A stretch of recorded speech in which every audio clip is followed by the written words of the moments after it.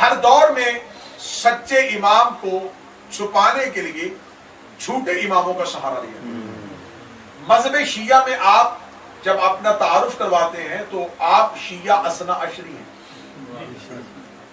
شیعہ مذہب میں بھی اثنا عشری کہلوانا اس لیے ضروری ہے کہ ہم 12 کے 12 کو مانتے ہیں۔ آپ کے ہاں بھی ایک فرقہ ہے جو شیعہ کہلواتا ہے لیکن اسے فرقہ کیسانیہ کہتے ہیں۔ ایک فرقہ ہے جسے زیدیہ کہتے ہیں، ایک وہ ہے جسے اسماعیلیہ کہتے ہیں۔ یہ تمام شیعہ مذہب کی شاخیں۔ مثلا ایک فرقہ ہے جسے کیسانیہ کہتے ہیں۔ یہ کیسانیہ فرقے کی ابتدا کیا ہے میں وہ بھی جلدی جلدی آپ کو سنا دیتا ہوں۔ یہ جناب امیر المومنین کے بیٹے محمد بن حنفیہ جو تھے، ان کا ایک غلام تھا، اس کا نام کیسان تھا۔ کیسان، کاف یہ سین الف نون، کیسان پڑھا جاتا ہے، اور اسی نے ایک مذہب کی بنیاد رکھی تھی جسے کیسانیہ کہا جاتا ہے۔ یہ مذہب کی بنیاد کیسے رکھی؟ جناب محمد بن حنفیہ جب امام حسین مدینہ چھوڑ کے چلے گئے اور مولا سید الساجدین بھی ساتھ چلے گئے تو جناب محمد بن حنفیہ مدینہ میں موجود تھے۔ جب جناب محمد بن حنفیہ موجود تھے تو مدینہ اطلاع ملی کہ امام حسین کو ایک صحرا میں قتل کر دیا گیا ہے اور اگلے امام کو قید کر دیا گیا ہے۔ تو ہمارے اماموں میں سے یہ پہلا امام تھا جسے قید کیا گیا تھا۔ ان سے پہلے امام حسن قید نہیں ہوئے، مولا امیر المومنین یہ قید ہوئے۔ امام حسین علیہ السلام کو شہید کرنے کے بعد جو امامت میں سے پہلا امام زندان اور قید خانے میں بند کیا گیا وہ امام سجاد تھے۔ جب امام سجاد قید خانے میں چلے گئے تو مدینہ کے لوگوں نے کہا کہ اب ایک امام شہید ہو گیا اور جن میں سے اگلا امام بننے کی توقع تھی انہیں قید میں بند کر دیا گیا۔ تو اب ہم دین کس سے لیں؟ اسی اثنا میں محمد بن حنفیہ کے نوکر کیسان نے لوگوں کو رغبت دلوانی شروع کر دی کہ محمد بن حنفیہ کو امام تسلیم کیا جائے، اور محمد بن حنفیہ کی امامت پہ لوگ قائل ہونا شروع کر دیا، جبکہ کسی کتاب میں مجھے نہیں ملا کہ محمد بن حنفیہ نے خود امامت کا دعویٰ کیا۔ محمد بن حنفیہ اس شورش، اس سازش میں خاموش اس لیے ہو گئے کیونکہ وہ مدینہ میں بیٹھے ہوئے تھے۔ اگر وہ آواز بلند کرتے تو انہیں قتل کر دیا جاتا۔ محمد بن حنفیہ نے کسی سے بیعت نہیں لی۔ لوگوں کی اکثریت نے امام حسین کی اولاد کی امامت سے بچنے کے لیے محمد بن حنفیہ کو امام کہنا شروع کر دیا۔ ایک پورا فرقہ وجود میں آ گیا۔ اب جب مولا سید الساجدین واپس مدینے آئے تو پتہ چلا کہ مولا مدینے کے گرد و نواح میں کچھ ایسے لوگ ہیں جو آپ کی امامت کو نہیں مانتے، جو محمد بن حنفیہ کی امامت کو مانتے ہیں۔ مولا سید الساجدین نے ان پہ خاص پروانہ کی۔ یہ مدینہ کے طول و عرض میں پھر چلتے چلتے چلتے ایک ایسا سلسلہ آیا کہ امام صادق تک یہ ایک بہت بڑا فرقہ بن گیا۔ جب امام صادق کا دور آیا تو مذہب جعفریہ میں ایک بہت بڑا نام ہے الحمیری۔ یہ شاعر بھی تھے، دانشور بھی تھے، محقق بھی تھے، مورخ بھی تھے، لیکن یہ امام سید الساجدین کی امامت کو نہیں مانتے۔ یہ مولا حسن کے بعد محمد بن امام حسین کے بعد محمد بن حنفیہ کی امامت کو مانتے تھے، اور محمد بن حنفیہ کے بعد سیدھا امام جعفر صادق کو مانتے تھے۔ نہ مولا سید الساجدین کو مانتے تھے اور نہ امام باقر کو مانتے تھے۔ علم کے قصے بڑے تھے۔ کسی نے مولا امام صادق کے دربار میں حمیری کا ایک شعر پڑھا۔ مولا نے فرمایا یہ بہت اچھا شعر ہے، کس کا ہے؟ انہوں نے کہا یہ حمیری کا ہے۔ مولا نے فرمایا کافر کا شعر ہے۔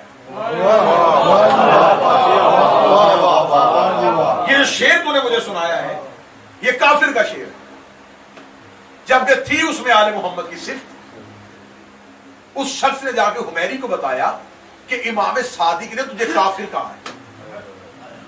یہ پریشان امام کے پاس ہے۔ اس نے آتے کہا مولا میں آپ کی امامت کو مانتا ہوں اور میرا بہت بڑا عمل دخل ہے آپ کے گھر کی تبلیغ و اشاعت میں، آپ نے بڑے دربار میں مجھے کافر کیسے کہا؟ امام نے کہا تو جانتا ہے کہ اگر مخلوقات میں سے کوئی ہم 12 میں سے کسی ایک کی بھی امامت کا انکار کرے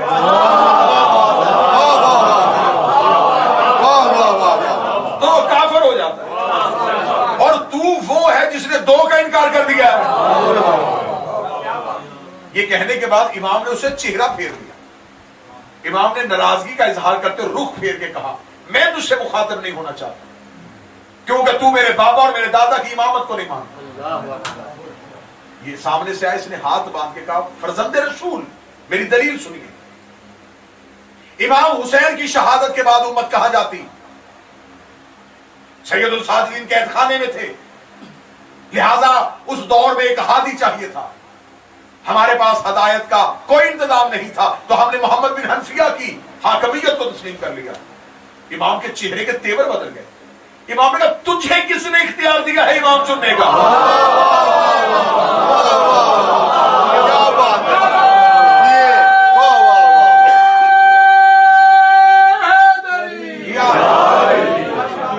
امام نے فرمایا تجھے کس نے اختیار دیا تھا تو اپنی مرضی سے امام چنے؟ یہ کہنے کے بعد امام نے کہا سن حمیری تمہیں امام ماننے کے لیے کہا ہے چننے کے لیے نہیں. کیا بات. تو مولا وہ قید خانے میں تھے. امام فرماتے تو جہاں بھی دنیا کے کسی کونے میں تھے تم حجت کو پکارتے تو صحیح.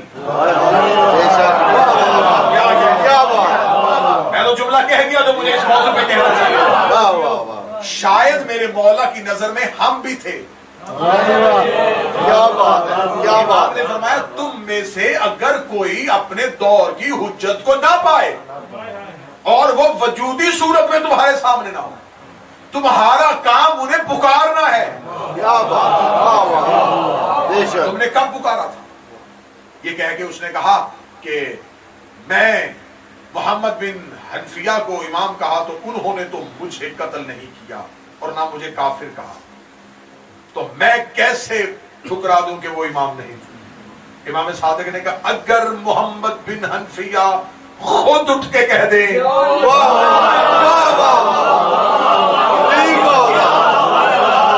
پھر حمیری پھر تیرا عقیدہ کیا ہوگا؟ کہنے کا فرزند رسول وہ دنیا سے جا چکے ہیں. امام نے حمیری کا ہاتھ پکڑا اور جنت البقیع میں آ گئے جہاں محمد بن حنفیہ کی قبر تھی. امام صادق نے آگے قبر پہ ہاتھ رکھا قوم بے اذنی اٹھ میرے حکم سے. محمد بن حنفیہ کفن سے مٹی کو جھاڑتے ہوئے اٹھے اور قبر سے اٹھ کے دونوں ہاتھ میں شانے میں رکھتے السلام علیکہ یا حجت اللہ. بے شک.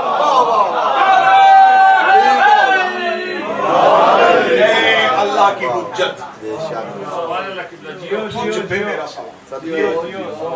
ہماری نے امام کے قدموں پہ سر رکھ دیا اور کہا کہ مولا میں معافی چاہتا ہوں کہ میں دو آئمہ سے فراموش ہوں.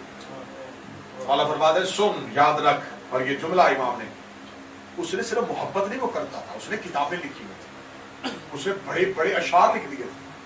مولا نے فرمایا تو نے ہماری خاطر جو بھی لکھا اس میں ایک لفظ تجھے فائدہ نہ دیتا.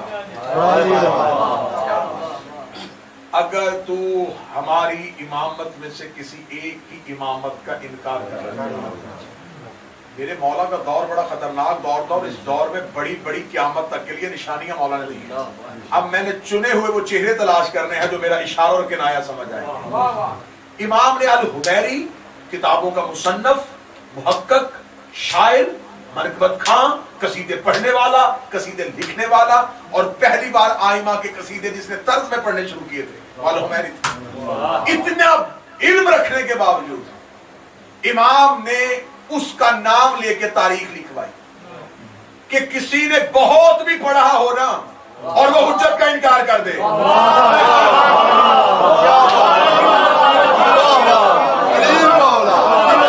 امام نے نص قائم کر دی کہ الحمیری کے واقعے کے بعد اب کوئی یہ نہ کہے کہ فلاں اتنا پڑا ہوا ہے.